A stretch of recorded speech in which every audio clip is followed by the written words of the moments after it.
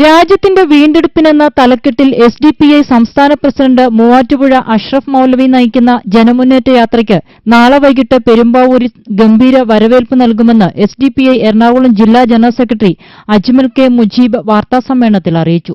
സംസ്ഥാന vice president Thulaseedharan Pallikkal, general secretary Roy Arakkal എന്നിവർ vice ക്യാപ്റ്റന്മാരായ ജനമുന്നേറ്റ യാത്ര ഫെബ്രുവരി 14-ന് കാസർഗോഡ് നിന്നാണ് ആരംഭിച്ചത്.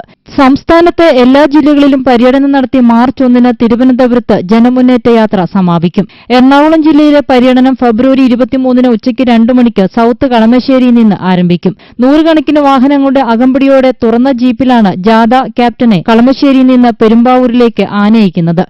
വാദ്യമേളങ്ങളോടെ സ്ത്രീകളും കുട്ടികളും ഒക്കെ അടങ്ങുന്ന ആബാലവൃദ്ധ ജനങ്ങളടങ്ങുന്ന വലിയൊരു ബഹുജന റാലിയാണ് പെരുമ്പാവൂർ പട്ടണത്തിൽ നാളെ നമ്മൾ സംഘടിപ്പിച്ചിട്ടുള്ളത്.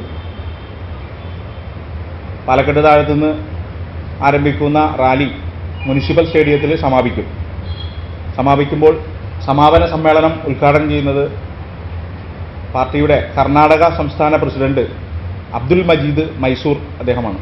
വൈകിട്ട് 5 മണിക്ക് പെരുമ്പാവൂർ പാലക്കാട്ട് താഴത്ത് നിന്ന് വാദ്യമേളങ്ങളുടെ അകമ്പടിയോടെ ആയിരങ്ങൾ അണിനിരക്കുന്ന സ്വീകരണ റാലി ആരംഭിക്കും.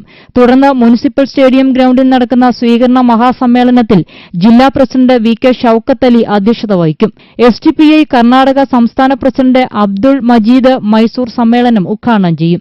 തുടർന്ന് ജാഥ ക്യാപ്റ്റൻ മൂവാറ്റുപുഴ അഷ്റഫ് മൌലവി, വൈസ് ക്യാപ്റ്റന്മാരായ റോയി അറയ്ക്കൽ, തുളസീധരൻ പള്ളിക്കൽ എന്നിവർ പ്രഭാഷണം നടത്തും.